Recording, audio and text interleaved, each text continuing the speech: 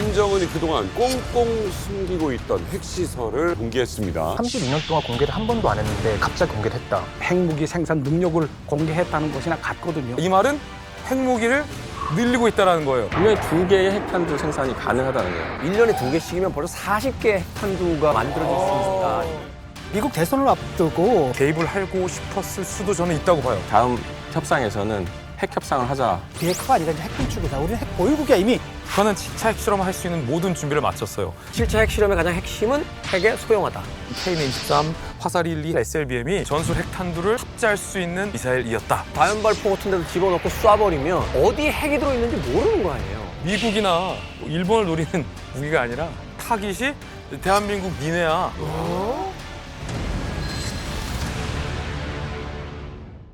김정은이 비핵화 문서에 지장 찍는 그날까지 함께합니다. 이제 만나러 아니 뭐 지금은 농담처럼 이야기합니다만 네. 이 북한이요 비핵화 문서에 도장을 찍은 적이 있긴 있었습니다. 진짜요? 이게 1985년 김일성이 이제 살아있던 그 시절이죠. NPT 핵 확산 금지 조약에 가입을 했었어요. 하지만 몰래 핵 개발을 추진해서 이제 완성 단계에 이르렀는데 과연 김정은이 이 비핵화를 선언하면서 도장을 찍을 것이냐? 글쎄요. 좀 더 지켜봐야겠죠. 그런데 김정은이 그동안 꽁꽁 숨기고 있던 핵시설을 드디어 뭔가 공개한 분위기가 됐습니다. 보셨죠? 네, 봤어요.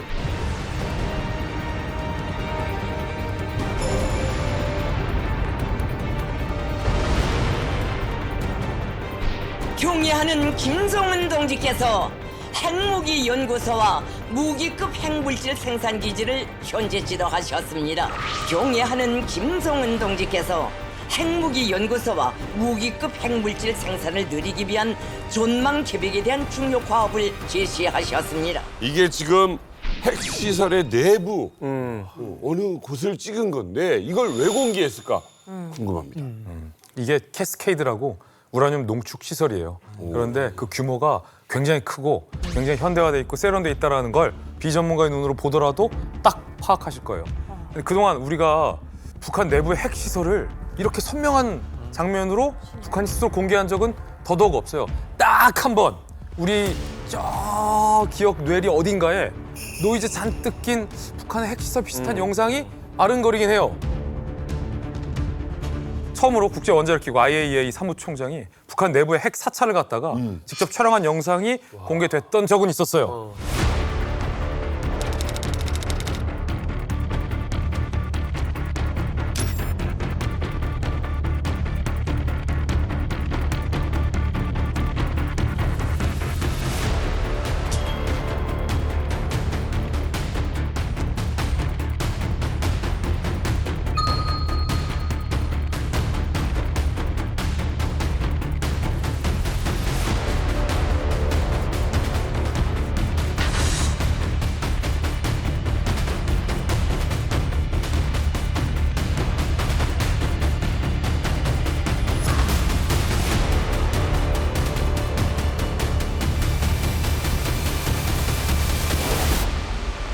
저게 이제 92년 5월이에요. 92년이요? 예, 국제원자력기구 IAEA가 북한을 방문한 겁니다. 그때 북한이 우리는 뭐 사실은 핵무기 개발에 의지는 없다 라면서 원자력 시설을 공개한 건데 사실 저것도 일종의 페이크였거든요. 거짓말이었군요. 예, 그런데 이번에 북한이 공개한 그 사진은 대놓고 우리는 핵을 만들고 있어요, 여러분. 만들 뿐 아니라 아주 많이 만들 수 있어요, 여러분. 라는 말이에요. 32년 동안 북한이 스스로 핵시설을 공개한 적이 없었어요. 그런데 이번에 스스로 공개한 거는 우리는 아예 핵을 공개할 수 있고 자신감의 발로라는 분석도 나오고 있어요. 저도 이번에 김정은이 핵시설을 공개한 것을 보고 깜짝 놀랐습니다.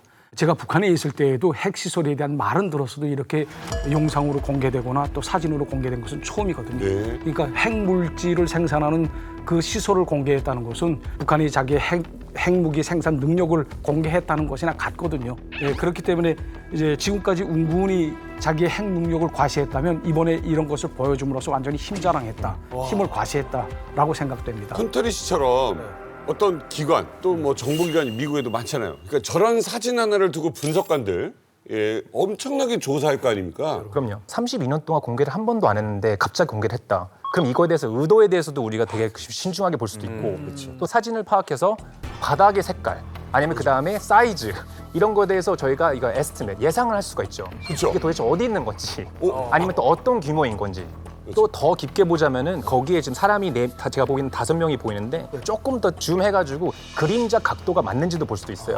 조작된 게 왜냐면 이게 아닌지. 가짜일 수도 있으니까 확실하게 그림자 각도가 다 맞아야 돼요. 아니 이거는 그러면 궁금하면 직접 물어보는 게 낫지 않습니까? 네. 박정은 씨, 그동안 이렇게 꽁꽁 숨겨놨던 걸 무슨 바람이 들어서 이게 갑자기 공개한 거예요? 진짜 닮았다. 내가 인정하진 않았지만 이 전 세계적으로 다 이 김정은이가 그 왕따인 건 저도 알고 있습니다. 그래서 내가 그 친구도 만나고 싶고 그 관심도 받고 싶어서 우리 푸틴 형님도 만나고 그 미사일도 쏜 거 아닙니까?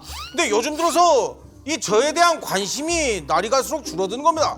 그래서 내가 입맛도 없어지고 기운도 축축 처지는 게 힘이 하나도 없고 해서 이번에 아주 그냥 큰맘 먹고 비장의 카드로 내가 결심해서 하나 꺼낸 게 바로 핵시설 공개입니다. 어떻습니까? 내가 핵시설을 딱 공개하니까는 이 리만갑부터 이 김정은이를 찾지 않았습니까?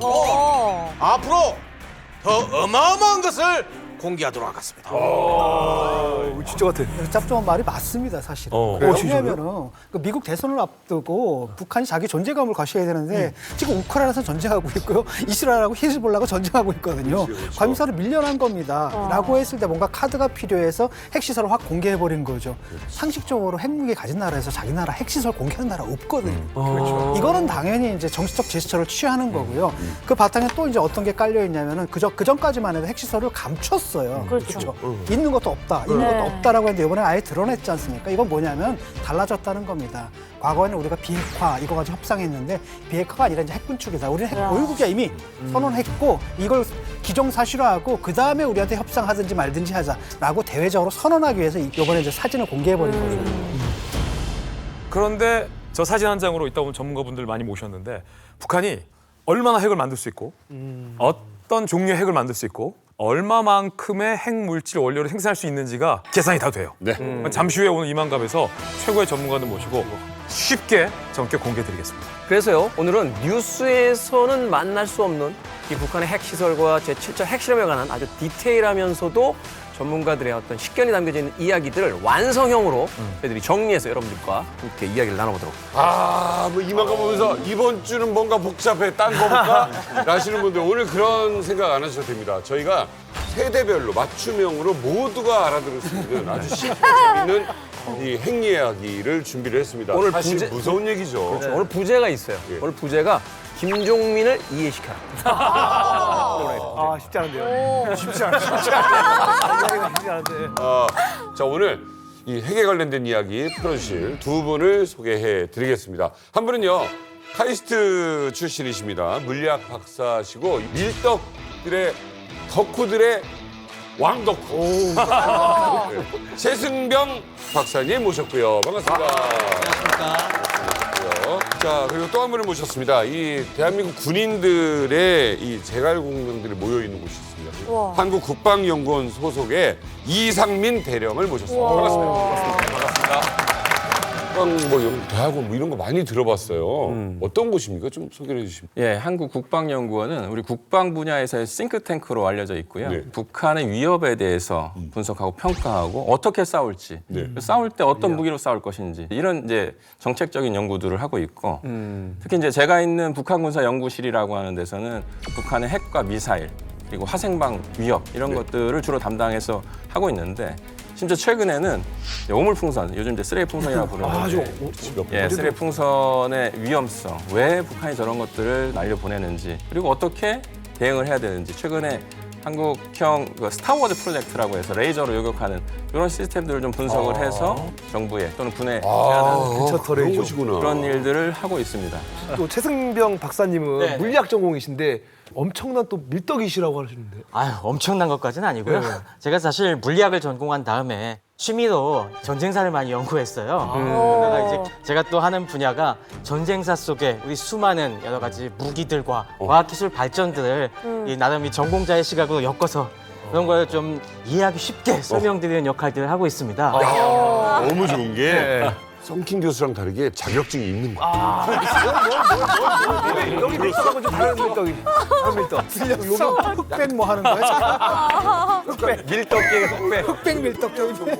근데 일단 이걸 먼저 좀 이해를 좀 시켜주시면 네. 좋을 것 같아요. 일단 플루토늄과 우라늄에 대한 이 근본적인 어떤 정의, 네네. 어떤 차이점이 있는지를 좀 정확하게 알면 여기서부터 출발이 좀 편해지지 않을까. 이제 누구 설명이 더 쉬운지 나타날 것 같아요. 좋다.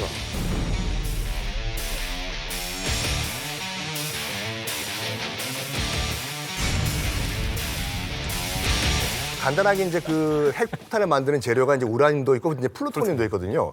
우라늄은 말 그대로 이제 우라늄에서 그 원심 분리를 통해 가지고 짤순이 같이 우라늄을 빼 돌려가지고 우라늄 235라는 걸 이제 분리하는 그런 장치예요.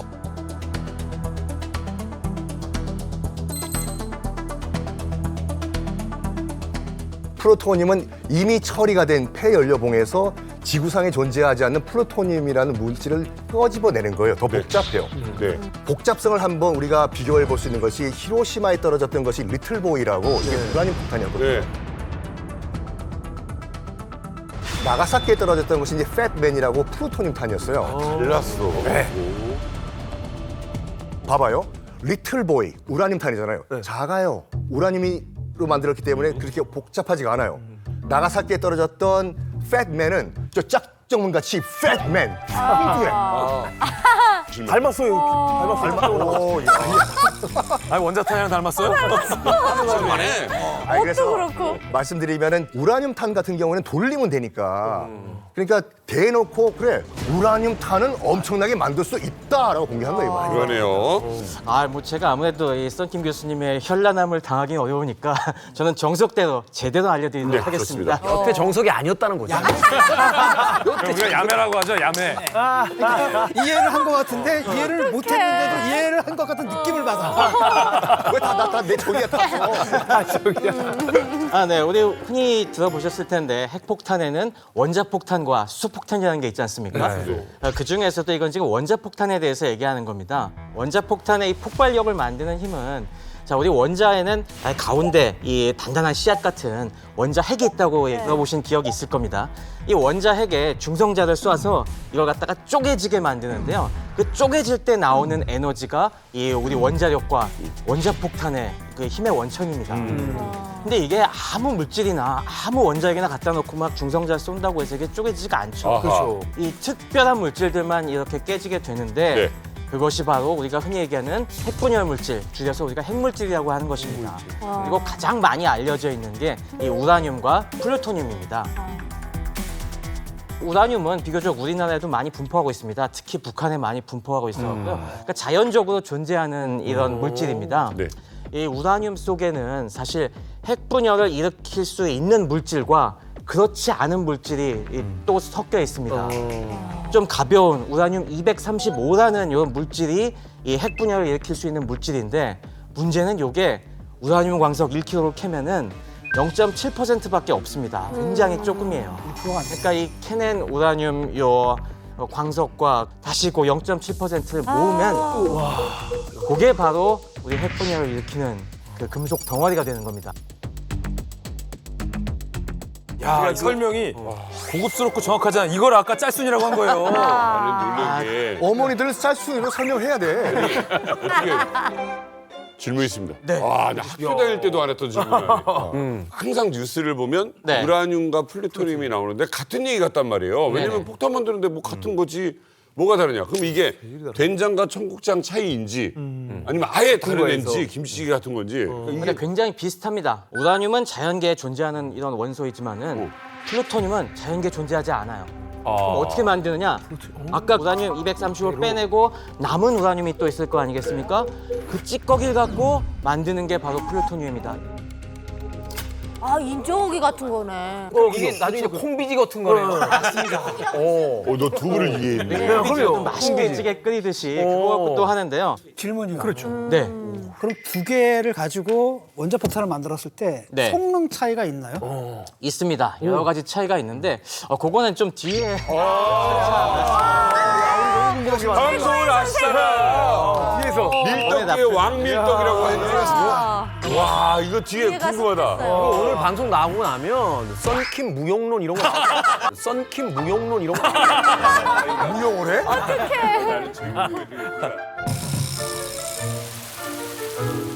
일단 제가 이해한 바로는 좀 간단하게 그러면 네. 그러니까 우라늄이라고 해서 그게 다 핵포텐에 안 쓰이고 그렇죠. 그 핵 분열하는 것만 따로 모아서 그걸 쓰는 건데 그거를 모으는 시설이 이번에 공개됐다는. 오, 정확하다. 예, 정확하게 맞춘 것 같고요. 예, 찍으셨는지 모르겠지만 제가 봤을 땐 천재가 맞는 것 같아요. 다시 한번 요약을 드리자면 우리 광물 안에서 핵 분열이 일어나는 우라늄 235라고 하는 것만 뽑아내야 되는데 그것을 뽑아내는 방법이 여러 가지가 있어요. 그중에서 북한이 이번에 공개했던 것은 원심 분리기 위한 농축법 시설들을 공개한 건데요. 농축을 해서 그걸 가지고 핵 탄두를 만들려고 하면 거기에 우라늄 235라고 하는 것의 농도가 최소한 90% 이상이 만들어져야 돼요. 예, 그걸 만드는 시설이 농축 시설이다. 혹시 이제 시청자분들이 이해를 못하신 분들도 계실지 않을까 생각이 들어서 제가 준비해왔는데 네, 아유. 이거 보시면 아이고. 무거우신가 보다. 예. 짤순이 들고 왔네. 짤순이 들고 왔네. 쉽게 좀 설명을 이거 좀.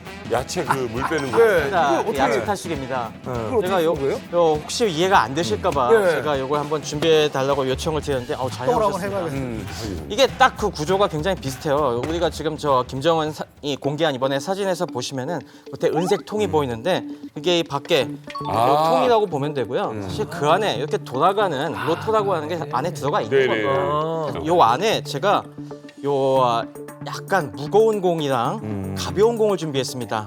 요 무거운 노란 게 우라늄 238이라고 보시면 되고요. 요 오렌지색 탁구공이 우라늄 235라고 보시면 됩니다.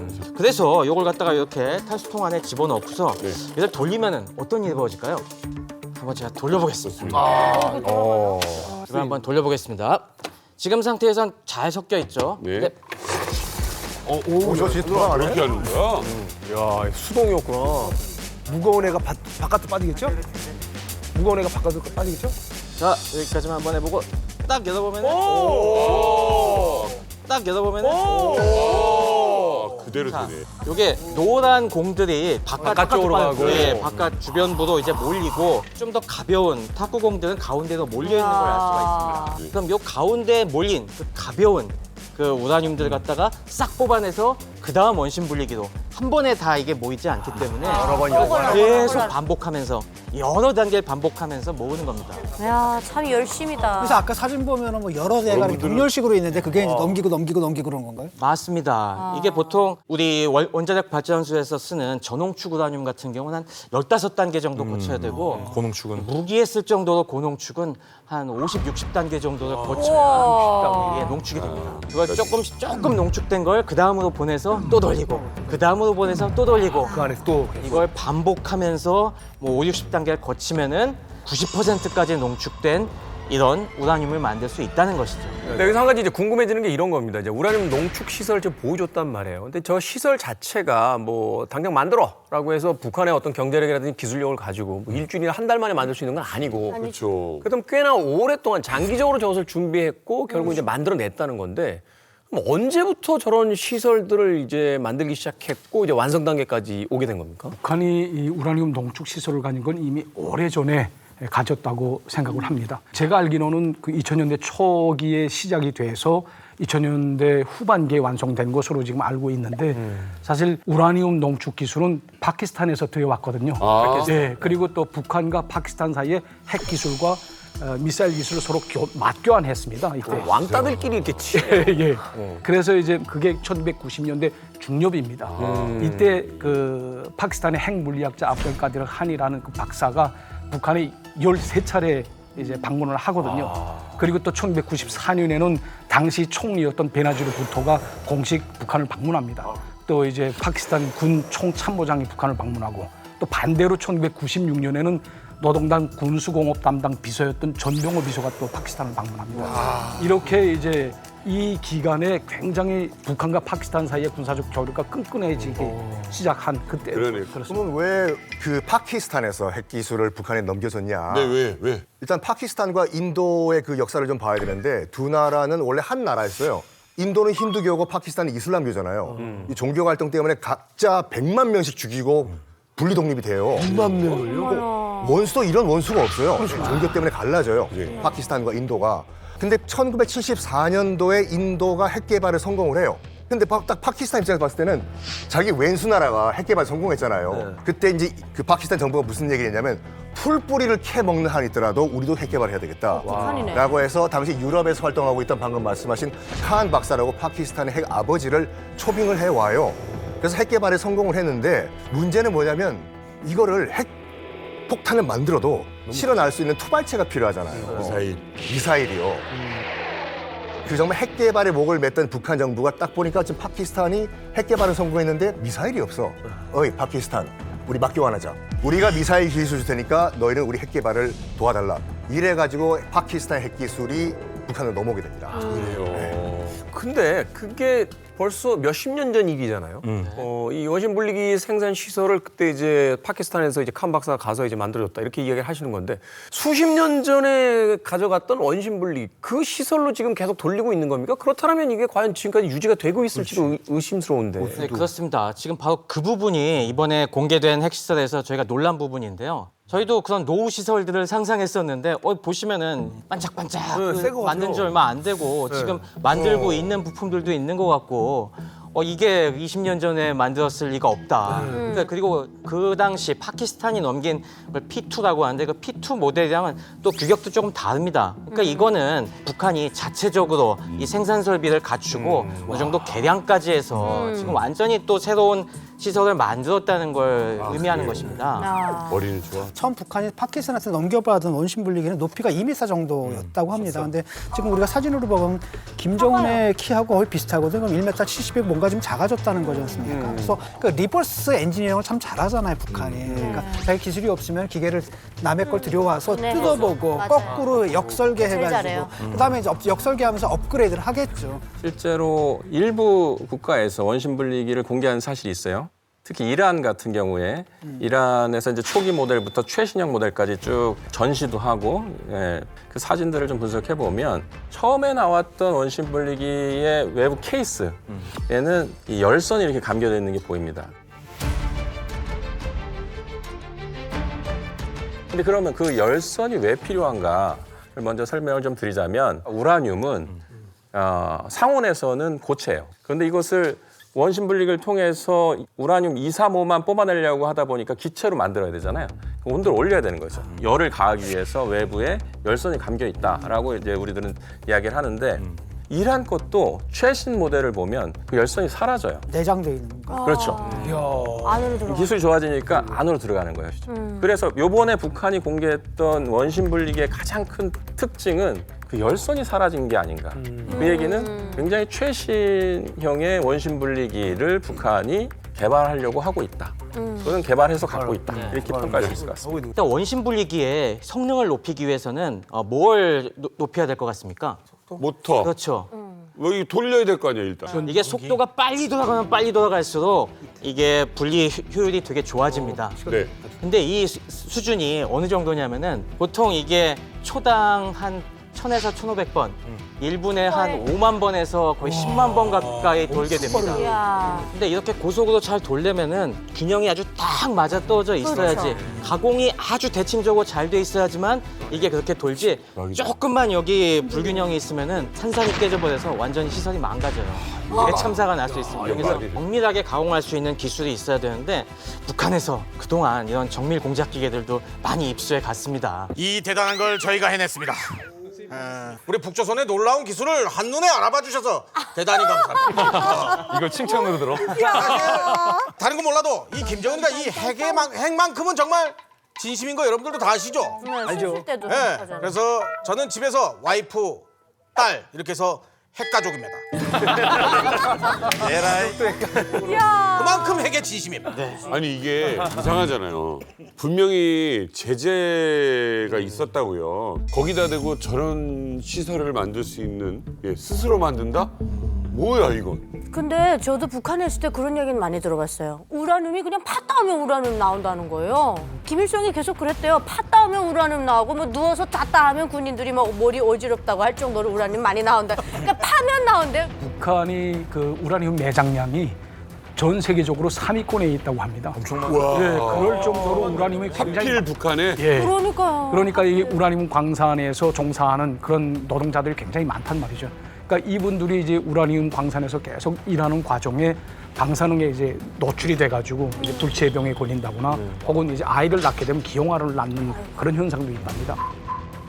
우라늄만 얻을 수 있으면 북한 주민들이 이제 어떻게 돼도 좀 신경을 안 쓰는 것 같은데 아니 그렇게 해서 이 핵물질을 얼마나 생산합니까? 이번에 북한이 공개한 사진을 보면은 이 시설이 한 군데가 아니고 두 군데라고 볼 수가 있어요. 자, 사진을 보시면 이 천장 이 높이가 달라요. 자, 왼쪽을 보시면 왼쪽이 오른쪽보다 높고 또 두 사진을 보면은 왼쪽 바닥 색깔이 주황색이고 오른쪽이 초록색이에요. 자, 그렇게 본다면은 두 군데가 다른 곳인가 아니면은 똑같은데 층이 다르다. 자, 이렇게 파악을 할 수 있다 이거죠. 그래서 이 사진을 보면은 원심 분리기가 한 2,000개로 분석이 되는데 2,000개라면은 1년에 아마 40kg를 생산할 수 있는 정도라고 예측이 됩니다. 우라늄으로 핵 탄두를 만들 때 보통은 25kg이 필요하다고 합니다. 아 그래요? 예, 그렇기 때문에 이 시설에서 우리가 좀 보수적으로 봐서 저게 2,000개의 원심 분리기가 가동된다고 가정을 하면 1년에 40kg이거든요.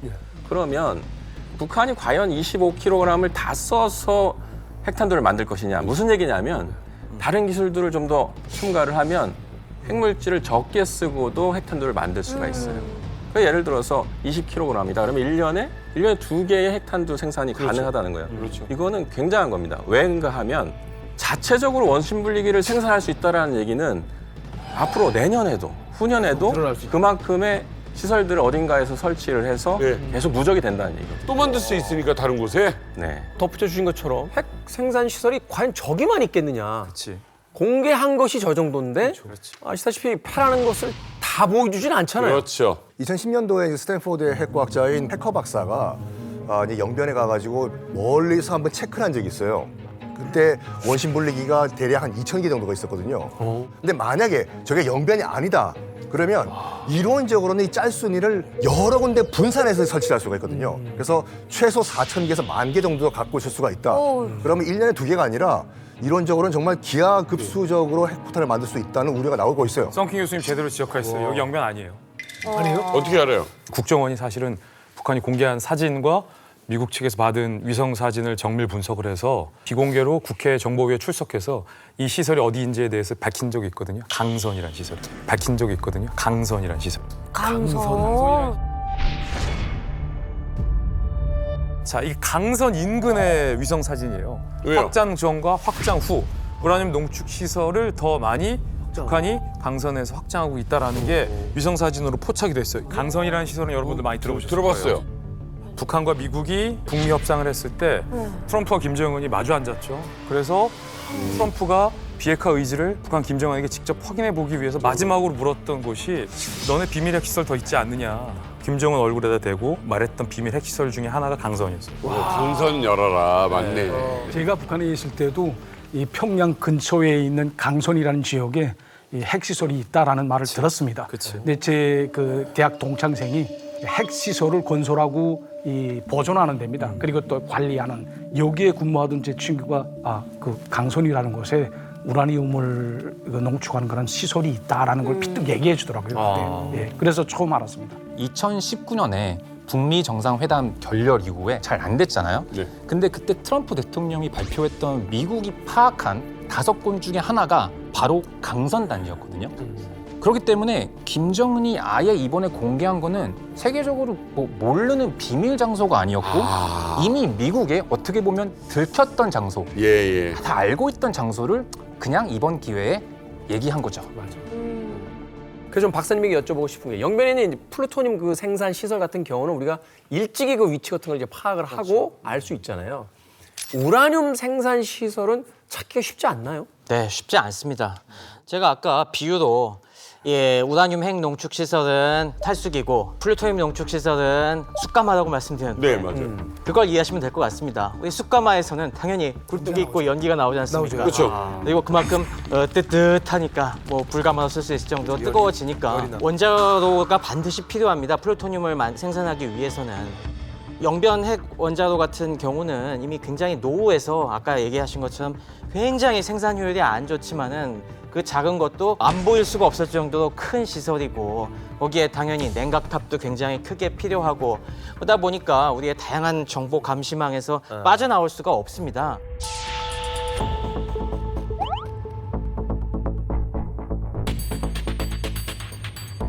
그리고 뭐 설령 어디로 지하로 비밀 뭐 원자로를 만들려고 해도 거기서 이제 뭐 냉각을 위한 이런 설비들을 갖다가 가동하다 보면은 우리 뭐 열 추적 이런 위성들에서 다 잡아낼 수밖에 없습니다. 네. 하지만 우리가 지하실에서 탈수기 돌린다고 해서 그냥 소리만 잘 차단시키면은 감쪽 같잖아요. 그 원리랑 같다고 보시면 됩니다. 이 우라늄 농축 시설들은 증기 만드는 것 굉장히 쉽습니다. 소음 차폐 시설만 잘하면은 그렇게 아무리 고속으로 돌리고 있어도 이게 새나갈 위험도 없을 뿐더러 또 한 가지 제 지인분들 중에서 그 사진 보고서 궁금해하시는 게 우라늄 농축 시설이라는데 저기 위험하지 않아? 김정은이 저렇게 아무런 이 우주복 같은 거 입지 않고 돌아다녀도 돼? 그런 생각 안 해보셨습니까? 그러니까요. 네. 사실 이 농축 우라늄은 방사능이 그렇게 강하지가 않습니다. 이 농축 우라늄 덩어리는 저희가 장갑이 끼고서 만져도 될 정도예요. 네, 장기간 노출만 안 되면은 단기간으로 그 정도 될 수준인데 플루토늄은 방사능이 차원이 다릅니다. 플루토늄은 가까이 갔다가는 금방 피폭돼서 아주 괴롭게 이 생을 마감할 수가 있기 때문에 플루토늄은 그 원자로에서 생산된 다음부터 철저하게 원격 이 로봇 팔 같은 걸로 원격 조종으로 그걸 꺼내고 처리하고 해야 되기 때문에 그거 가공하는 시설도 훨씬 이 갖춰야 될 설비라든가 크기가 차원이 다릅니다. 그러다 보니까 국제적으로 핵 무기를 딱 공인받고 있는 그런 거 감시를 전혀 신경 쓸 필요가 없는 핵 강국들은 마음대로 그런 걸 할 수가 있지만 이런 걸 IAEA의 사찰을 피해서 이걸 숨겨야 되는 소위 말하는 불리한 국가들은 모두가 다 우라늄 농축 방향으로 갈 수밖에 없는 겁니다. 방금 그 최 박사님께서 말씀하신 것처럼 핵 개발 완성 단계에서 핵을 포기한 나라는 유일하게 남아공밖에 없어요. 네? 남아공이 했었어요? 네. 간단하게 말씀드리면 남아공이 아파르트헤이트라고 해서 이제 강력한 흑백 차별 정책을 펼쳐요. 미국이 압력을 넣어요. 흑백 차별 정책 철폐하라고. 근데 남아공은 뭐라고 하냐면 우리가 핵무기를 만들어 버려요. 아이고. 거기에 미국이 뭐 이것들이 미쳤나 해가지고 강력하게 너희들 핵 개발하고 있는 거 포기하라고 유엔을 동원해가지고 이 경제 제재까지 이제 시행을 하거든요. 네네. 결국에는 남아공이 이제 핵 개발을 포기를 했는데 미국이 이렇게 얘기해요. 야 좋다. 너희들 다 이제 핵 개발 포기했지. 솔직히 물어. 어디다가 너 그럼 탈수기 지금 그 시설했냐? 그랬더니 아유 이왕 다 포기한 거 여기 있습니다. 라고 공개한 장소 어디게요? 남아공이 그 탈수기를 어디다 설치했게요? 지하에다가 했나? 지하 중에서도 놀이동산 지하 창고에다 그럼 어떻게 알아? 그러니까 이거 어떻게 알아요? 미국도 깜짝 놀랐습니다. 아이들 그러는데. 탈수기를 너 놀이동산에서 설치했냐? 네, 여기서 우라늄 야, 그 목마 돌아가는 거 밑에 해놓으면 허리도 안 나고. 거기 전기 사용량도 많겠다. 고도의 전략인 게 일단은 놀이동산에 아이들 많잖아요. 평상시에는 알아도 타격할 수 없는 공간이고 두 번째로는 놀이동산에 놀이기구 계속 돌려야 되니까 방법인데? 전기를 가져가는 송전탑이 여러 개 늘어나도 전혀 의심할 수 없는 공간. 그러니까 거기다가 정확하게 지금 집어넣었다는 거죠. 북한도 눈속임 한 게 있는데 2005년 9월에 이제 한반도 비핵화를 위한 6자 회담이 벌어지게 됩니다. 그때 이제 9.19 공동 성명이 발표됐는데 여기서 북한이 완전한 비핵화에 대해서 약속을 하거든요. 그리고 이 용변 핵시설에 대한 불능화, 특히 2008년에는 그 미국이 테러 지원국 명단에서 북한을 삭제하는 대가로 자기네가 이제 원자로 그 냉각탑을 폭발하는 쇼를 또 벌입니다. 그래 맞아요. 예. 그렇게 돼서 미국도 깜빡 속았죠. 근데 사실은 북한이 이거를 우라늄 농축 시설을 완전히 이미 다 확보를 해놓고 이 쇼를 벌였거든요. 어찌됐건 오늘 이만갑 그 셜록 홈즈가 나오는 영화나 책을 보게 되면 아주 사소한 단서들을 가지고 여러 가지들을 알아내잖아요. 그 김정은이 공개한 핵시설 사진 한 장을 가지고 참 지금까지 굉장히 많은 이야기를 나눌 수 있었습니다. 핵물질 생산 설비 자체 생산이 가능하다. 있다는 것부터 생산량, 또 핵폭탄의 잠정적인 보유량, 그리고 시설의 위치까지 저희가 진행을 하는 프로입니다만 역대급 프로가 아닌가 하는 생각을 해봅니다. 뭐 우리가 계속 이 얘기를 하고 있지만 그 핵시설 같은 경우에는 극비 오브 극비예요. 특히 이제 우라늄 농축시설 같은 경우에는 절대로 외부에 공개를 해서는 안 되거든요. 그렇죠. 그 하노이 노딜 장소에서도 트럼프가 이제 강선이라고 하니까 김정은의 얼굴이 이제 불가푸락해졌지 않습니까? 그렇죠. 어떻게 알았냐고. 그러면 이거를 왜 공개했을까? 그것도 그냥 살짝 공개한 게 아니라 신문에 대문짝만하게 여기에 2,000개나 넘는 원심 분리기가 있다라고 하는 거는 뭔가 의도가 있다 이거지. 왜 그래? 저 사실 여기서 말씀드리기를 이 김정은이가 사실 몰래 숨어서 뭔가를 하는 게 굉장히 힘이 들었습니다. 그래. 그래서 앞으로는 이제 대놓고 하기로 했습니다. 그래서 핵 개발하는 것도 대놓고 하고 미사일 쏘는 것도 대놓고 하고 욕도 대놓고 하고 모든 것을 이 김정은이는 숨김없이 몸무게 빼고 다 공개하도록 했습니다. 제가 볼 땐 관종이잖아요. 근데 이제 안 먹히니까 자꾸 이제 대응을 안 해주고 있으니까. 근데 좀 걱정스러운 건 나는 진짜 이거 이제 마지막 카드 썼는데 이제 뭘 공개할 게 남았는가. 그러니까 약간 또 있어요? 약간 다 준비돼 있습니다. 저는 김정은의 의도가 짐작이 가요. 이 시설을 공개하기 전후에 무슨 일이 있었는지를 세계사적으로 보면 김정은의 의도도 대충 짐작이 가잖아요. 바로 트럼프와 해리스의 TV 토론이 있었어요. 대선 후보 뭐 그런 거? 대선 후보 TV 토론. 10일 날 토론했어.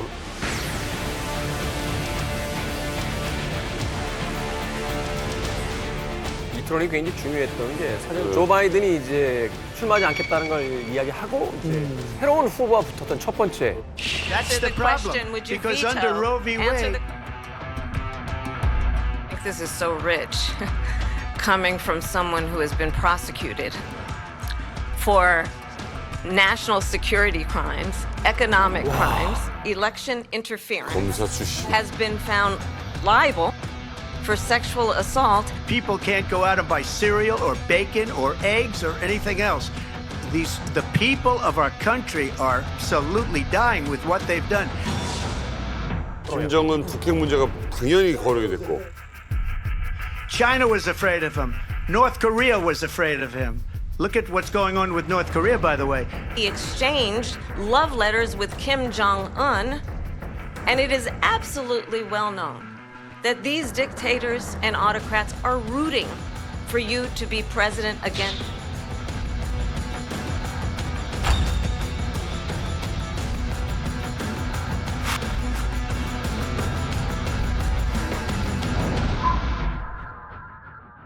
이번에 그 주 유엔 북한 대사 있죠? 김성인가? 그분이 이제 연설하는 걸 딱 들어봤는데 뭐라고 얘기를 하냐면은 우리의 그 정책은 미국의 행정부 변화와 상관없다. 우리는 미국이라는 국가 실체 그 자체와 대결하겠다. 핵무기 포기하지 않다. 해리스든 트럼프든 누가 되든 간에 우리의 기본적인 건 뭐냐면 우리 핵 보유국이다라는 거고 그 전체에서 비핵화 얘기하지 말고 핵 군축으로 들어와라. 그걸 딱 선언을 해버렸거든요. 아니 내가 말씀 하나 드리겠습니다. 사실 우리 트럼프 형님을 제가 좋아하는 건 맞습니다. 근데 우리 북조선에서는 이 트럼프 형님이 뭐 대통령이 되든 뭐 해리스 누님이 대통령이 되든 뭐 상관이 없습니다. 핵 시설을 공개한 이유는 딱 하나입니다. 우리가 이만큼 강한 나라다. 이렇게 핵이 많으니까 좀 인정을 해달라. ICBM도 있고 우리가 핵까지 다 개발했고 좀 인정 좀 해주려고 했는데 이걸 인정을 안 해주니까는 내래 어쩔 수 없이 그 숨겨왔던 나의 소중한 핵시설을 보여줄게. 이 노래가 그림이었네. 그 이름은 짭정은. 그 감미로운 노래에다 핵시설을 담는다고? 이래서 내가 보여준 겁니다. 근데 이제 가장 본질적으로 중요한 부분이 이제 등장하게 되는 게 뭐냐면 지금까지는 우리에게 핵무기가 있다는 걸 믿어달라라는 주장이었다면 이번에 공개는 있잖아 라고 하는 확신을 주는 거란 말이에요. 여기서 이제 등장하는 단어가 바로 핵 보유국이라는 단어가 등장을 합니다. 이게 마치 무슨 어떤 클럽에 들어가는 이 자격증 같은 그런 느낌이 지금 들고 있는데 핵 보유국의 위치를 갖게 되면 바뀌는 게 뭡니까? 이걸 우리가 좀 이해를 하면 지금 또 김정은 정권의 어떤 이런 의도를 알아볼 수 있는 좀 정확한 그 지점이 되지 않을까 하는 또 생각이 듭니다. 이게 사실 핵 보유국이라는 게 뭐 실현 가능성을 차치해 놓고서라도 그 의미가 어마어마합니다. 국제사회에서. 지금 뭐 거의 전 세계 모든 국가들이 가입돼 있는 조약이 바로 핵 확산 방지 조약입니다. NPT라고 불리는. 여기서는 핵 보유국을 딱 5대 강국으로 딱 규정해 놨어요. 그게 바로 잘 아시는 미국, 러시아, 프랑스, 영국, 중국 이렇게 5개 국가입니다. 근데 딱 보시면 이게 지금 안보리 상임이사국 5개 국가랑 딱 일치하지 않습니까? 이 5대 강국은 핵을 군사적으로 이용하는 데 있어 아무런 제재를 받지 않습니다. 아까 뭐 그런 플루토늄 농축 시설 어마어마한 독성이 있는 걸 그렇게 막 거대한 규모로 운용을 하더라도 IAEA에서 사찰하지가 않습니다. 김정은이 그러니까 핵 보유국을 인정해 달라고 하는 것은 우리도 엄연한 실체가 있는 핵을 갖고 있는 나라로서 그만한 수준, 5대 강국의 딱 그 수준은 아니더라도 그에 걸맞는 대접은 좀 해줘라. 그러면서 모든 제재 우리에게도 면제부를 달라. 이렇게 뭐 얘기를 하는 것이겠죠. 근데 어쨌든 지금 북한이 주민들에게도 끊임없이 해왔던 말이 있어요. 그러니까 이게 여러 가지 이유가 있는데 핵을 포기할 수 없는 이유는 첫 번째는 체제 유지.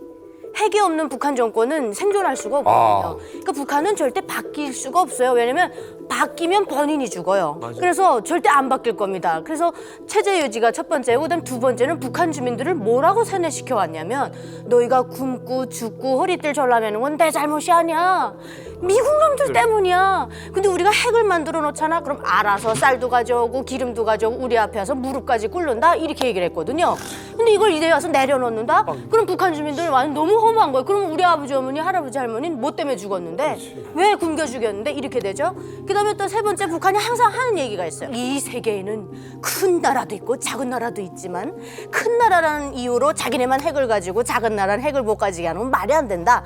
그러면 작은 나라가 큰 나라와 동등한 레벨에서 대화 나눌 수 있는 건 핵밖에 없어요. 그러니까 김정은은 그거죠. 자기가 이제 핵을 많이 보유해서 미국과 동등하게 이제는 국제사회 눈치 안 보고 자기는 핵 보유국으로서 그렇게 대화를 하겠다. 그런 내용인 것 같아요.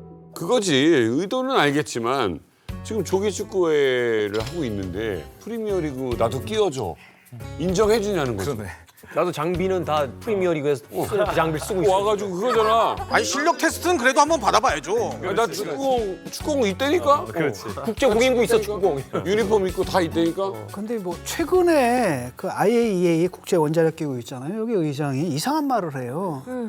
지금 현실을 직시할 때가 됐다. 북한이 사실상 핵무기 보유국이 됐는데 이걸 너무 무시하는 거 아니냐. 핵무기 보유국이라는 사실을 인정하고 우리가 대처를 하는 게 낫지 않겠느냐 라면서 이제 현실론을 폈거든요.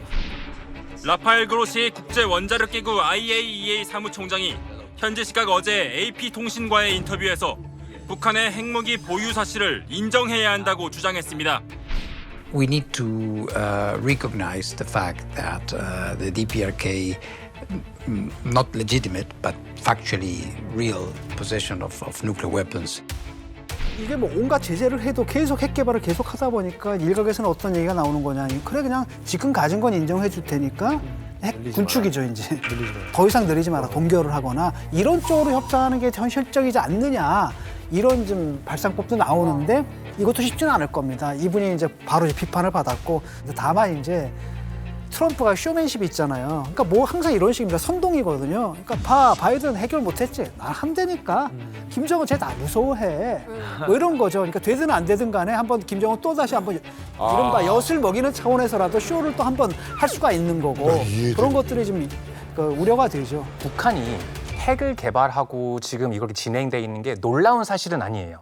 다 알고 있었던 거기 때문에 여기서 더 뭐가 염려가 되냐면은 이 북한이 핵을 개발하는 거 거기서 끝나는 게 아니라 북한이 자기의 지금 기술과 이 핵 이거를 다른 나라에 수출하는 게 더 우리가 좀 염려해야 인정을 하면 이걸 인정을 하고 이 사람들이 있으면 이거를 다른 나라에 다른 반미 나라에 이거를 수출할 수 있는 확률이 확실히 높아진다는 거죠. 심지어 로켓 기술까지 가지고 있는 나라도. 그럼요. 그럼 북한이 뭐가 필요한데? 돈이 필요하잖아요. 그렇지. 자기가 팔 수 있는 건 다 팔고. 그런 말이 있지 않습니까? 육자회담 대표로 나왔던 그 미국 대표 크리스토퍼 힐이 뭐라고 얘기를 했냐면 북한이 가격만 맞게 되면 친할머니도 팔아먹을 거라고 그런 말을 했거든요.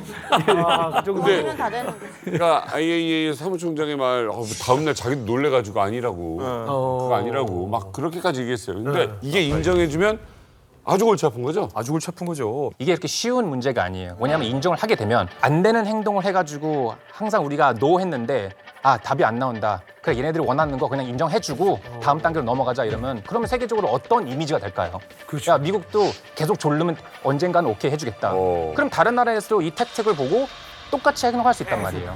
지금은 북한이 하나지만 그게 인정받는 순간 북한 같은 행동을 할 나라가 전 세계에 수십 개국이 나타날 수 있다고. 이제 국제사회가 그 북한의 핵 보유국으로 북한을 인정해주게 되면 아마 동북아 지역에서 핵 도미노 현상이 일어나요. 우리도 예. 우리도 그러니까 이제 대한민국이 제일 먼저 핵개발. 예, 한국 그리고 일본, 대만 이 나라들은 정말 잠재적인 핵 보유국이라고 인정받고 있는 나라들. 경제적으로는 뭐 충분히 가질 수 있는 나라들이잖아요. 그러니까 기술력도 다 가지고 있는데다가 또 자금력까지 풍부합니다. 그러니까 이 나라들은 결심만 하게 되면 핵 보유국이 될 수 있는 나라들이거든요. 근데 이게 만약 이제 국제사회가 북한의 핵 보유국이라는 것을 인정하는 그 순간에 아마 NPT라는 체제는 아예 붕괴될 겁니다. 그러면 너도 나도 다 핵을 가지게 되면 이 지구상에 완전 아사리 판되고 말거든요. 제일 우려가 되는 게 뭐냐면 이제 그 지금 북한 그 핵 문제를 이란이 지금 지켜보고 있거든요. 그러니까 만약 이제 그 북한을 핵 보유국으로 인정해 주면은 이란은 딱 벼랑 끝 전술 먹히는구나. 끝까지 이제 이란도 핵 무장을 할 거예요. 근데 이스라엘이 이미 공언을 했거든요. 만약에 진짜 지금 그 이란이 핵 개발하면은 우리가 공군기 띄워가지고 다 박살을 내버린다. 그럼 5차 중동전이에요. 그럼 배럴당 유가 200달러 넘어요. 차 못 끌고 다녀요. 만약에 그러면 우리는 가만히 있으면 안 돼요. 이미 우리도 가져야지. 우리도 그런 외교적 가능성을 상정하고 어떻게 대응할지에 대해서 이미 플랜 B, C를 만들고 있거든요. 있어야죠. 극단적 상황이고 저는 굉장히 가능성이 희박할 거라고 보는데 만약에 미국이 국제사회가 북한을 핵 보유국의 지위를 인정한다? 이건 초유의 일이고 한반도의 안보를 더 이상 세계 열강들의 어떤 합의 속에 맡길 수 없다는 얘기이기 때문에 우리도 NPT 탈퇴하고 그때는 우리도 핵 개발 들어가요. 좋습니다. 이건 우리 얘기가 아니라 제 얘기가 아니라 이미 우리 정부가 그 상황을 상정한 대책입니다. 그게 해야죠. 여기서 이제 등장하는 것이 이제 트럼프의 당선이라는 변수예요. 만약에 트럼프가 이제 당선이 됐다. 그럼 트럼프의 입장은 그거예요. 전통적으로 미국은 고립주의예요. 사실 원래 고립주의로 돌아가자 이거거든요. 미국 이외 국가의 문제는 I don't care다. 마음대로 하세요예요. 그러면 극단적인 케이스는 이제 김정은이 이제 그 딜을 시도하겠죠. I don't care 좋습니다. 그러면 우리 핵 보유국 인정해 주십시오. 좋아, 인정해 주겠어. 인정이 돼요? 네. 그럼 김정은 너는 뭐 해줄래? 어차피 협상가니까 기브앤테이크 필요하잖아요. 과감하게 이것도 가능하다고 봐요. 그러면 우리 북한은 조선민주주의인민공화국은 그건 지구상에서 최고의 친미 국가가 되겠다. 지구상에서 최고의 친미 국가가 되겠다. 와. 그럼 만약에 모르지. 가능해요. 와. 북한 주민한테도 이렇게 얘기할 거예요. 우리 할아버지, 아버지는 미국과 맞서 싸우는데 나는 미국을 친구로 만들었다. 이게 대단한 거 아닌가? 끌어안았다고. 충분히 가능해요. 바로 이겁니다. 바로 이거지. 박수 칠 일은 아닙니다. 네, 이렇게 제가 원한 게 바로 이겁니다. 그래. 이 제 이름이 오르락 내리락 할 때마다 얼마나 내가 이 짜릿한지 모르겠습니다. 네. 계속해서 좀 제 얘기를 많이 해줬으면 좋겠습니다. 네. 계속 가라. 애정 결핍. 그런 가능성으로 말씀하신 것 같고요. 제 생각에 미국은 절대로 북한을 핵보유국으로 인정하지 않을 것 같고요. 한두 번 속은 게 아니지 않습니까? 지난번도 비핵화 협상하는 와중에 북한은 풍계리 핵실험장을 폭파하는 퍼포먼스까지 보였어요. 맞네요. 쇼였죠. 그런데 그 이후에 어떻게 됐습니까? 핵 개발도 계속 진행했고 우라늄 농축시설 이번에 공개했고 심지어 화산 31형이라고 하는 전술핵 탄두, 핵탄두 모형까지 공개했습니다. 미국은 북한한테 두 번 다시 속지 않을 거라고 생각합니다. 그래요. 지금까지 이야기를 들어보면 이 김정은이요 핵 보유국의 그 지위를 인정받는데 정말 필사적이다 하는 생각이 들어요. 그런데 지난 9월 26일 국정원에서요 북한이 미 대선 이후에 7차 핵실험을 감행할 수 있다라는 이야기가 나왔다라고 합니다. 아니 6차 핵실험으로 이미 핵에 대한 거의 기술적인 완성이 끝났다라는 선언을 했었잖아요. 그런데 대선 전이라면 뭐 어떤 정치적인 역할이라도 있기 때문에 실험을 하겠다라는 건 이해하는데 이후에 7차 핵실험을 한다? 이건 어떤 의미가 있는 거고 왜 하는 겁니까? 북한이 이제 핵을 최종적으로 완성을 하려면 핵무기를 좀 작게 가공을 해야 되거든요. 이미 6차 핵실험까지 북한이 진행하면서 수소폭탄 성공까지 했어요. 그래서 수소폭탄 대성공이라고 실제 이렇게 방송을 하기까지 했었죠. 그래서 핵무기를 이미 무기화하는 데까지는 성공을 했다. 그런데 이게 제대로 무기화가 되려면 이제 매럴 오브 사이즈가 있습니다. 사이즈에 문제가 있어요. 여기에서 좀 어려운 얘기인데 따지고 보면 어렵지도 않아요. 전략핵과 전술핵의 차이점이 나옵니다. 종민 씨, 전략핵과 전술핵 이게 어떻게 다른 걸까요? 전략은 전략을 짜가지고 그렇지. 거기다가 하는 거고 그렇지. 전술을 넣어서 네, 전술적으로 그렇지. 짜서 전략은 안 터뜨리고도 나 이거 있어 정도로도 쓸 수 있는 거죠. 전술은 진짜로 조그맣지만 쏠 수 있는 애들. 두 분 다 사실은 비슷하게 다 맞게 설명한 거예요. 사실은 더 단순하게 얘기하면 전략핵은 커요. 전술핵은 작아요. 그러면 큰 핵무기를 투발하려면 이 큰 핵무기를 실어 나를 미사일이나 이 무기들도 어떻게 해요? 커지겠죠. 커야겠죠. 네.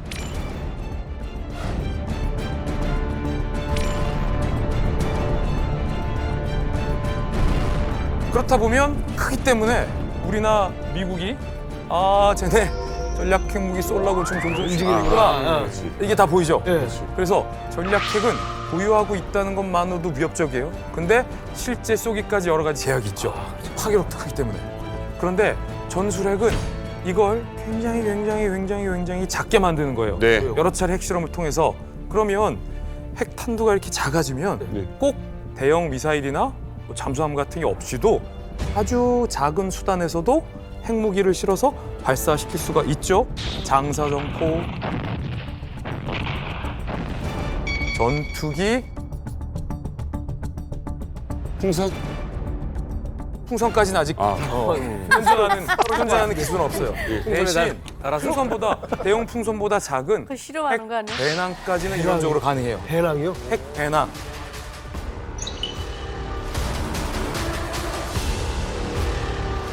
그래서 인편을 통해서 핵물질을 소형화해서 핵배낭에 넣고서 사람이 와서 원하는 곳에서 핵배낭을 터뜨리고 작은 소도시나 아니면 군집돼 있는 인팔량에서 펑 테러를 일으킬 수도 있는 거죠. 그렇죠. 그걸 가능케 하는 게 실체 핵실험. 말하자면 이제 포토부를 만들겠다는 거잖아요. 가지고 다닐 수 있는. 말하자면 예전에는 음악을 집에서 만들었지만 허리춤에다가 이걸 달기 시작하면서부터 어떤 공간의 이동에 대한 자유 같은 것들이 이제 생기기 시작하는 거니까. 가능합니까 이게 북한에서? 전술 핵무기가 작으니까 더 쉽게 만들 수 있다라고 생각하시잖아요. 그건 아니에요. 이걸 터뜨리기까지 굉장히 힘들어요. 이걸 설명을 드리기 위해서 소품을 준비했습니다.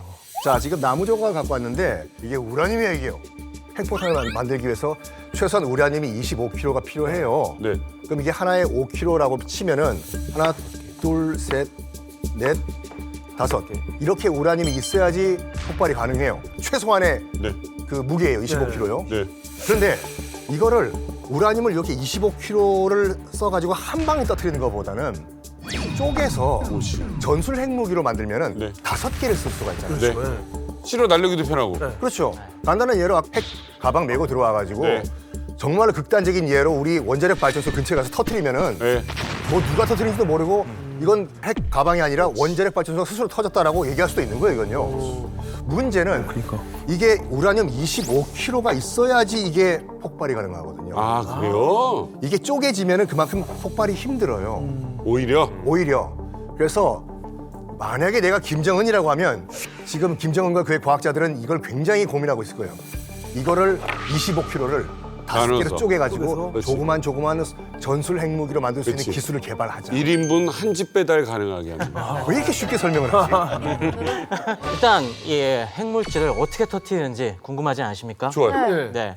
가장 간단한 방법은 사실 핵물질이 어느 이상만 있으면 저절로 터집니다. 그 어느 이상이냐 그 경계값이 바로 임계질량이라고 하는 것이죠. 자, 그러면 어떻게 이걸 터뜨리면 될까? 옛날부터 이게 간단한 방법을 생각한 게, 자, 그 한 25kg 정도 되는 우라늄이 실제로 이거는 우라늄이 아닙니다만 대략 한 요 정도 크기가 됩니다. 25kg가요? 신기하잖아. 사이즈에 비해서 무겁지. 엄청나게 무겁습니다. 네, 중금속이기 때문에.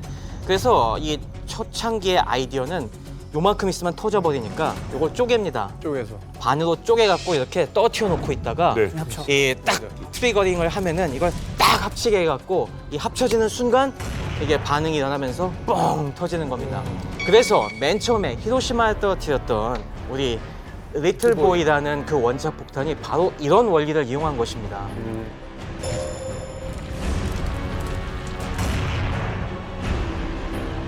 터트리기에는 굉장히 간편한데 한 가지 문제가 있습니다. 뭔데요? 효율이 낮습니다.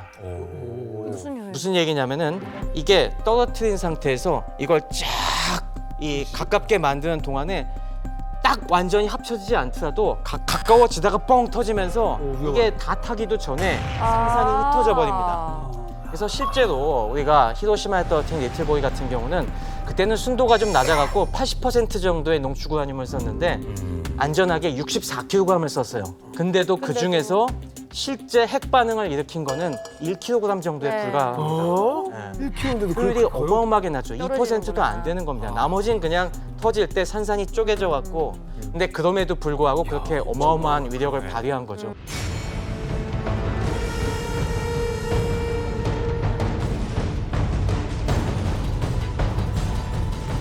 그러니까 그런 방식이 제일 간단한 방식인데 이렇게 비효율적이기 때문에 야 이대로 하다가는 너무 무리가 많다. 특히 플루토늄 같은 경우는 무슨 문제가 있냐면은 이 반응성이 너무 좋아갖고 우라늄은 좀 가까워져야도 반응이 시작되는데 플루토늄은 가까워지는 도중에 빨리 반응이 나버려갖고 더 효율이 안 좋습니다. 그래서 야 플루토늄을 이렇게 터뜨리다가는 별로 효과가 너무 없겠다, 너무 비효율적이다라고 해서 그 당시 맨하탄 프로젝트에 모인 천재과학자들이 다른 방식을 생각해냅니다. 그게 바로 임플로션, 내폭이라는 방식인데요. 그래서 나가사키 원자폭탄에 썼던 플루토늄은 한 요만큼 정도의 양입니다. 그게 겨우? 네. 근데 요게 6kg이 넘습니다. 한 6.2kg 정도 되는 양인데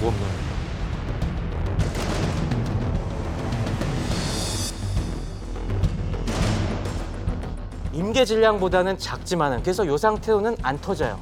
근데 어떻게 하냐면 이 주변에 화약으로 둘러쌉니다. 폭약으로. 네. 고폭약으로 둘러싼 다음에 얘를 한꺼번에 빵 터뜨리면은 그 압력에서 이게 꽉 압축이 됩니다.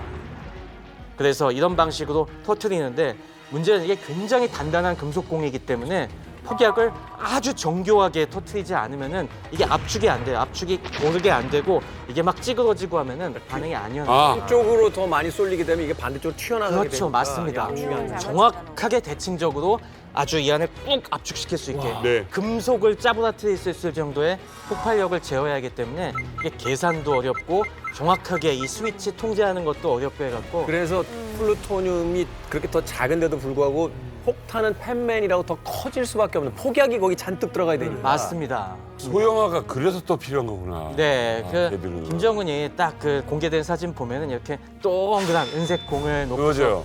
네, 그 사진이 있지 않습니까? 그게 그 안에 플루토늄이나 뭐 이 농축 우라늄 코어가 있고 그 겉에 그 폭탄 케이스를 갖다가 본 겁니다.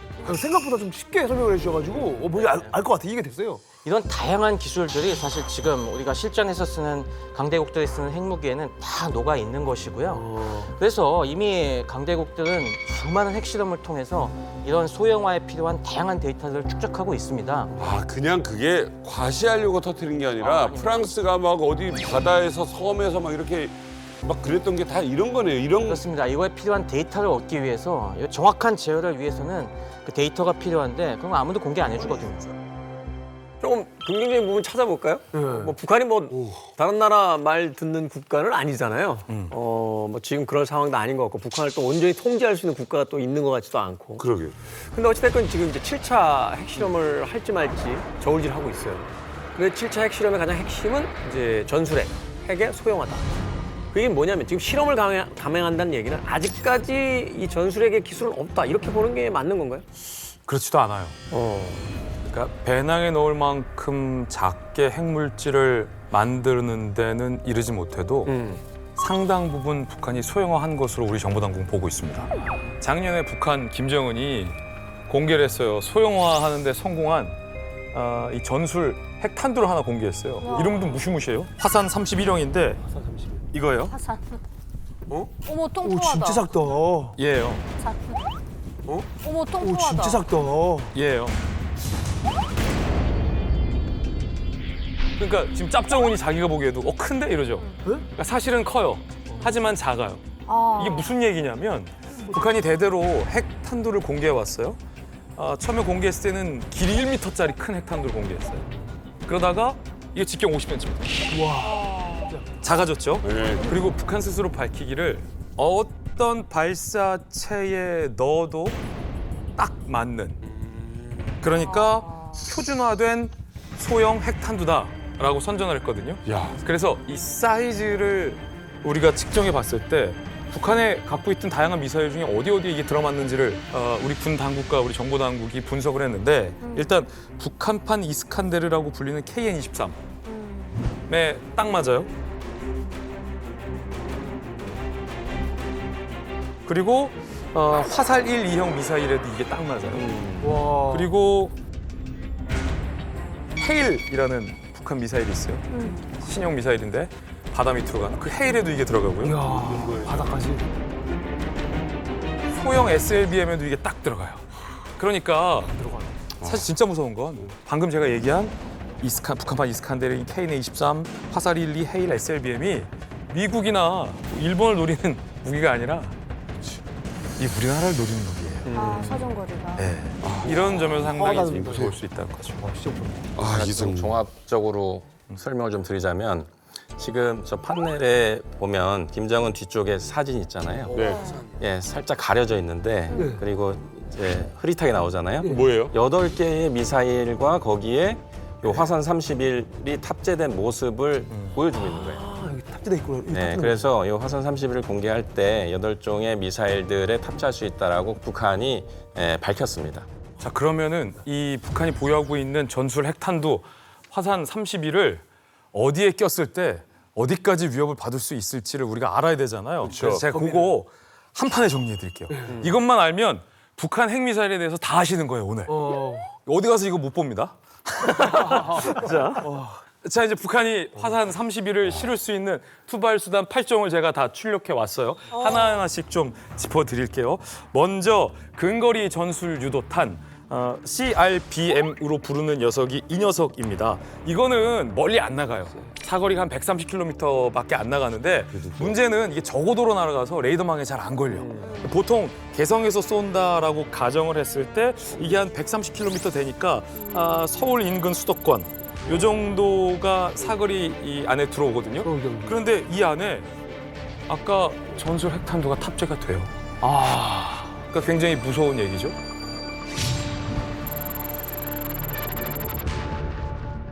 두 번째가 이 단거리 탄도미사일과 초대형 방사포인데 그 단거리 탄도미사일과 초대형 방사포는 한 1000km 나간다고 돼 있어요.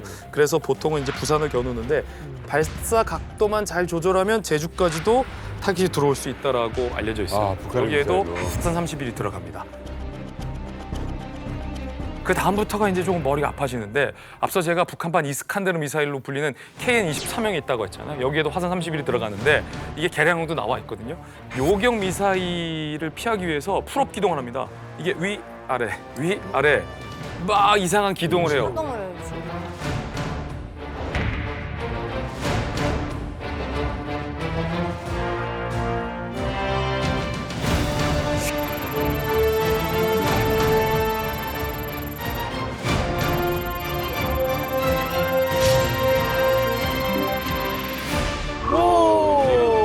한 번 더 간다.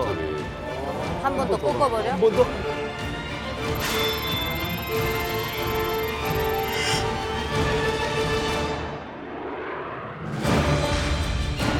저게 어느 시점에서 꺾이는지 모르니까 요격을 할 때 이게 쉽지가 않다는 거예요. 저렇게 되면 맞추기가 어렵겠는데요? 요격하기가 매우 힘들죠. 물론 이제 우리나라도 아이언돔은 없지만 여러 가지 육군과 공군과 해군의 요격 체계는 갖추고 있는데 문제는 이 KN-23의 궤적이 정확하게 계산이 안 나오는 거예요. 그래서 요격 명중률이 상당히 떨어지고 사드 말고는 사실은 뭐 애매하잖아요. 애매하죠. 이게 사거리가 골치 아파요. 히로시마, 오사카 사이를 가로질러서 가고시마까지 가요. 와.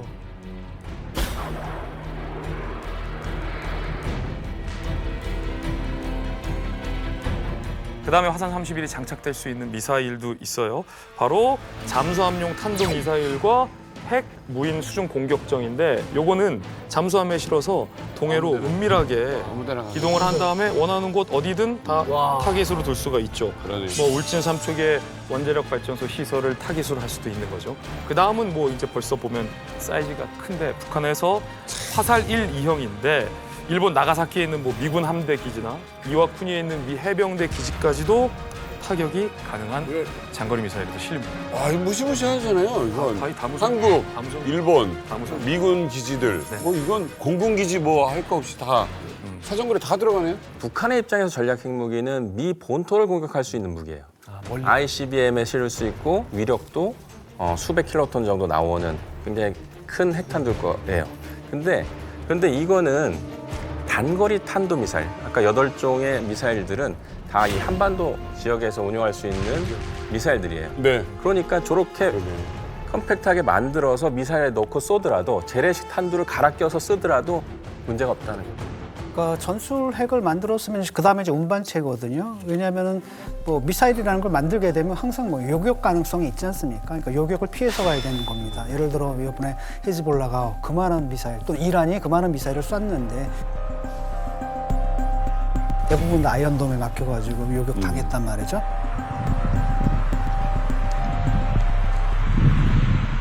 그러니까 요격을 피하기 위해서 어떻게 되냐, 운반체를 굉장히 다양화하는 겁니다. 그러니까 좀 전에 얘기한 것처럼 이걸 쏘기 위한 뭐 미사일도 만들 수 있지만 재래식 미사일에다가 그냥 탄도만 바꿔서 낀다라든지 아니면 잠수함을 가지고 우리 뒤에서 쏜다라든지 이 투발 수단을 갖다 굉장히 다양화해가지고 또 거기다 여러 가지 뭐 데코이 같은 걸 섞어요. 또 가짜 섞어가지고 요격하기 힘들고 이게 이제 그 다음 단계인 거죠. 포스터에서 보신 단거리 탄도 미사일은 이동식 발사 차량 TEL 텔이 필요해서 이렇게 발사하는 방법도 있지만 그 외에도 열차,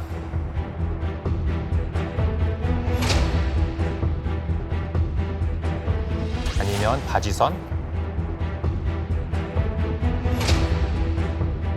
또 아니면 이런 지상에 있는 사일로드를 이용해서 발사하는 방법도 있어요.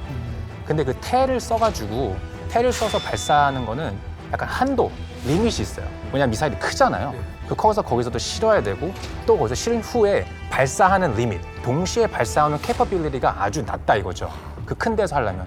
하지만 우리가 좀 전에도 계속 얘기하는 게 지금 뭐 소형화, 고정된 이런 수중이나 고정된 지상에 있는 사일로 같은 거에 대해서 발사를 하게 된다면은 수십 개, 수백 개가 동시에 발사될 수 있는 기능이 생기기 때문에 어떻게 보면 우리 머리 위에 갑자기 몇십 개, 몇백 대가 한꺼번에 올 수 있을 경우도 있어요. 그렇게 되면은 발사 위치 추적이 거의 불가능할 수 있고 동시에 어디서 뭐가 왔는지 미사일이 많으니까 우리가 방어할 수 있는 그런 캐퍼빌리티도 상당히 낮아질 수 있다 이거죠. 그러니까 결국은 전쟁이 발발하는 순간 끝난다는 거예요.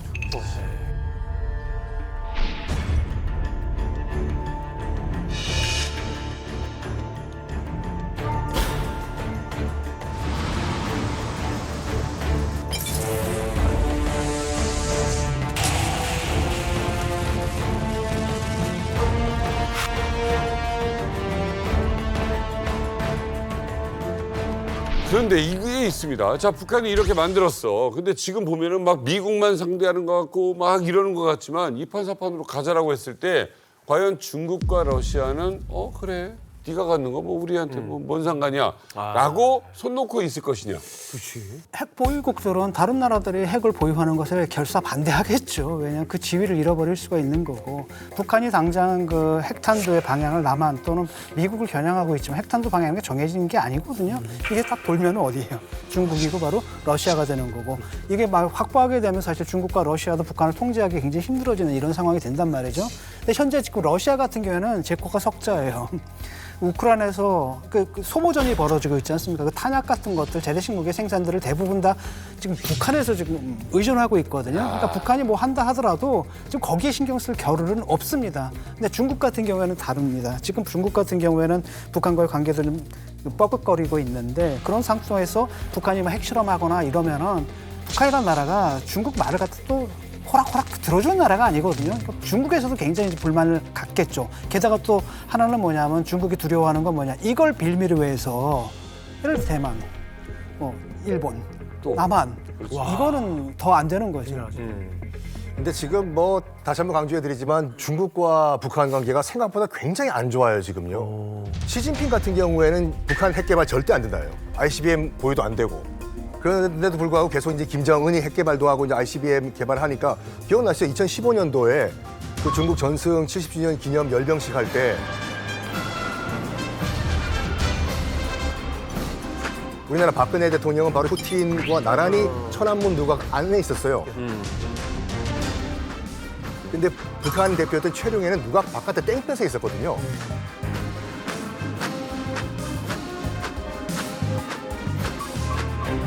대놓고 너 한번 엿먹어 봐라 이거예요 그때요. 최근 같은 경우에는 뭐 다 아시겠지만 다롄 가면은 그 김정은과 또 이제 그 시진핑이 걸었던 우정의 도보 다리가 있는데 거기 동판이 있었어요. 발자국이요. 이거를 빼버리고 대놓고 시멘트를 발라버렸거든요. 우와. 진짜로 대련에 북한 주민들 상당히 많습니다. 오이부도 많고. 그러니까 보라 이거예요. 우리 중국이 너희들 북한을 어떻게 생각하는지. 김정은의 발자국 우리가 빼버리고 시멘트 발랐다 이거거든요. 이게 역설적으로 이제 그 김정은 입장에서 봤을 때는 기회는 있대요. 어차피 중국 눈치 안 볼 때, 볼 필요 없을 때 이때 그럼 핵 개발 강행해버리자. 그래 핵 보유 인정받자. 자 이제 만약에 북한이 도발을 했다. 끔찍한 일이 벌어졌다. 그럼 우리는 어떻게 대응을 해야 됩니까? 미국이 우리의 굉장히 강력한 우방입니다. 그래서 한미 동맹은 추후에 의심이 없는 북한 핵을 억제할 수 있는 유일한 수단인 건 맞아요. 그런데 미국이 워싱턴이나 뉴욕에 ICBM 미사일이나 핵 폭탄이 떨어지는 걸 감수하면서 서울을 지켜줄 정도로 한미 간의 동맹이 그렇게 탄탄하냐라고 묻는다면 우리가 입장 바꿔 미국이라고 하면 워싱턴과 뉴욕을 내주겠습니까? 서울을 위해서? 그렇죠. 사실 국제 관계에서 그럴 수 있는 나라는 아무도 없어요. 이 논리로 프랑스가 자체 핵 개발을 시작했어요. 그러면 우리가 다시 핵무장을 하자? 그 얘기는 아니에요. 다만 전쟁은 핵으로만 하는 게 아닙니다. 핵무기보다 사실은 더 중요한 재래식 무기라는 것이 있거든요. 그리고 그 재래식 무기가 옛날처럼 구형 무기가 아니라 최첨단 무기고 그래서 사실 이번 우리가 국군의 날에 현무5를 공개했죠. 맞아요.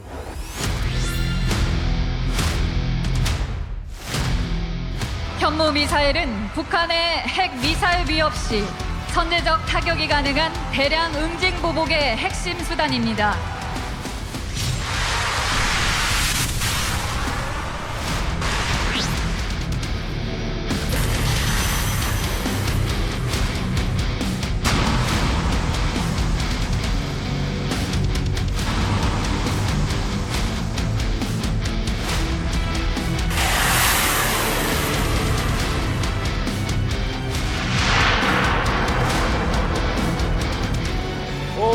이렇게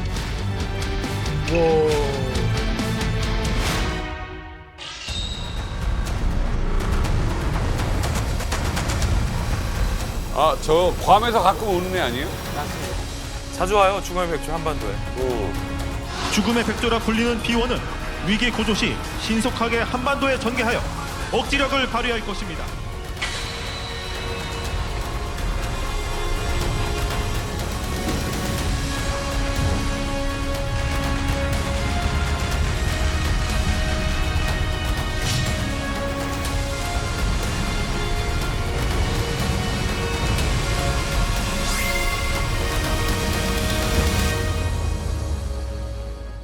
윤괴리가 핵을 보유하고 있는 국가의 운전에서 군사력의 압도적 대응을 입에 올렸는데 뭔가 온전치 못한 사람이 아닌가 하는 극도의 미련함과 무모함에 빠진 적들이 공화국의 주권을 침해하는 무력 사용을 기도하려 든다면 가차없이 핵무기를 포함한 수중의 모든 공격력을 사용할 것이라고 확언하셨습니다. 무서워서 저러는 거잖아요. 비연비 폭격기 같은 경우도 2시간 아니면 우리나라에 들어온다 했잖아요. 네. 북한이 항상 공개했던 게 그런 거거든요. 대한민국도 그럼 비핵화해라. 그럼 우리나라는 우리가 어디 핵이 있어 이러면 니네 저기 괌에 가면 핵 폭탄 많잖아. 이런 논리였거든요. 항상. 그쵸. 그런 논리로 지금까지 핵을 개발해왔어요. 그런데 이번에 그 현무5 뭐 이런 걸 공개하니까 좀 뜨끔하긴 했나 봐요. 김여정이 너무 막 유치한 말을 막 하는 거예요. 뭐 이렇게 이자처럼 막 사선으로 이렇게 가니까 주차할 때나 필요한 기능 따위를 그런 말을 했어. 그런 말 했어요. 그다음에 또 뭐라냐면 식민지, 미국의 식민지 쫄개인 대한민국이 보여줄 수 있는 명장면이다 이러면서 막 비꼬았거든요. 아, 김정은하고 김여정이 저 비연비 폭격기하고 저 현무5는 자기네들이 지금 못 막아내는 기술이니까 굉장히 화가 났구나. 너무 유치해가지고 여정이 몇 짤, 정은이 몇 짤 하고 싶었어요, 진짜로. 너무나도 유치한 말을 막 쏟아내더라고요. 뜨끔했죠? 뜨끔한 거 아니야? 살이 많이 흔들리는데. 볼 많이 떨리는데, 짭정은. 지하에 뚫고 들어간다는데. 그러니까 사실 겁먹은 강아지가 더 짖지 않습니까? 크게 짖지 않습니까? 물지도 못해. 네, 뒷걸음지면서. 아니 그러니까 마이크 타이슨 핵펀치, 핵펀치잖아요. 이거 한 대 맞는 거랑 저 썬킴이 20대, 30대 때리는 거랑 똑같은 파괴력이 있을 수가 있어요. 할 수 있을 것 같은데. 잘 싸워. 선물을 왜 그렇게 비호해? 자, 봐봐요. 나가사키에 떨어졌던 핵폭탄 있지 않습니까? 네. 이거 하나랑 현무 20발이랑 파괴력이 똑같아요. 그래가지고 핵무기만 무기가 아니에요. 예, 예. 핵무기 빼면은 북한의 그 군사력은 정말 불쌍할 정도예요. 맞아요. 우리 국방력이 6이고 북한 국방력이 34인가 그렇거든요. 최악의 시나리오로 뭐 전술핵을 썼다 쳐요. 우리가 피해를 어느 정도 받겠죠. 쳤냐? 이제 우리 차례다. 하면서 현무를 이론적으로 20발 정도로 평양에 날려버리죠. 때려 부어. 평양 초토화돼요. 미사일 파편에 맞아 죽는 게 아니거든요. 이게 땅에 들어가서 땅속에서 폭파하죠. 안에 숨어있는 사람들 다 고막이 다 터져주고. 이스라엘 벙커버스가 그렇다고요? 네, 폐가 터지고 고막이 터지고. 압력이에요. 폭탄 안에 폭약이 이렇게 들어있긴 한데 폭약량은 한 20% 미만이에요. 10톤 중에 8톤은 뭘까요? 쇳덩어리예요. 예, 지진을 일으켜야 되니까. 운동 에너지. 일단 그렇죠. 낙하하면서 뚫고 들어가서 안에서 터뜨리는 거예요. 그러면 이 폭발력보다도 진동이 전달이 되는데 우리 한반도는 대부분 화강암 지역이에요. 그렇죠. 다 그러죠. 예. 그건 다 그렇죠. 화강암은 이 진동이 전달하기 아주 좋은 지질이에요. 흙이나 모래보다 그게 움직이면 딱딱한 게 더 움직이니까. 그래서 북한이 아무리 지하 갱도를 잘 만들었다 하더라도 이게 뭐 300m, 400m든 상관은 없을 거라 저는 생각을 해요. 왜냐하면 충격파가 그 지표면 안쪽에서 안으로 전달될 때는 이 산을 무너뜨리는 게 아니에요. 산을 타고 화강암을 타고 진동이 전달이 돼서 밑에 갱도가 있으면 갱도 천장이 빵 터져요. 그 빈 공간이 있을 때 거기가 약한 부분이니까 거기가 터져버린다. 예, 거기서 터지면서 갱도를 무너뜨리는 효과예요. 현무5는 그런 효과를 노리고 개발된 미사일이다 이렇게 보시면 좋을 것 같아요.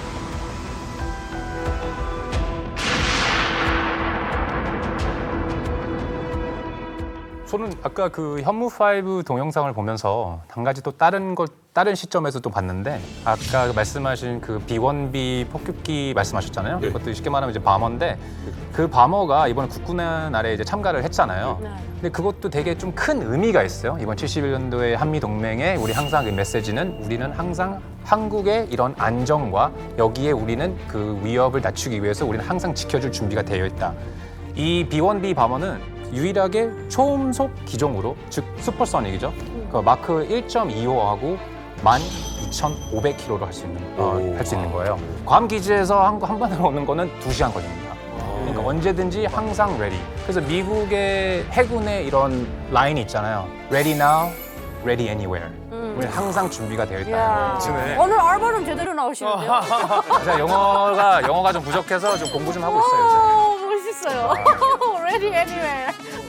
자, 핵 거리고 있는 김정은. 정말 오직 핵을 믿고 있는데 이거 김정은에게 좀 들려줄 만한 노래 없을까요? 연주곡으로 준비했습니다. 앞서서 이제 김정은에 대한 이야기를 처음 시작할 때 왕따라는 표현을 썼잖아요. 결국 왜 저렇게 그 난리를 부리고 있을까라는 생각이 하면 결국은 친구가 없고 외롭고 그 와중에 인정은 받아야겠고 살고는 싶고 여러 가지 어떤 복합적인 감정이 사실은 저런 방식으로 나타나고 있는 게 아닌가 하는 생각이 들어서 굉장히 우울한 곡이에요. 기타 연주곡인데 게리 무어의 곡 중에서 The Loner, 외로운 자 하는 음악을 준비했습니다.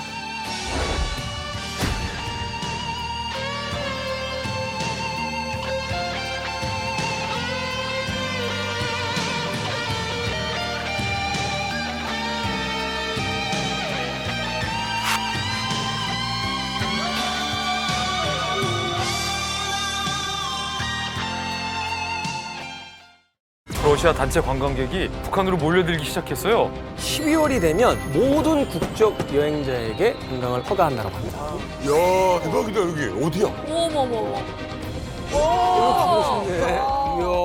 와, 대동강 지금. 진짜 핫플인데요? 북한에 가면 꼭 지켜야 되는 규칙이 있어요. 그래서 이런 하트 절대 안 돼요. 공항에 다 세관을 통과시키는데 저만 이렇게 딱 하시는 거예요. 저 엉엉 울었거든요. 갑자기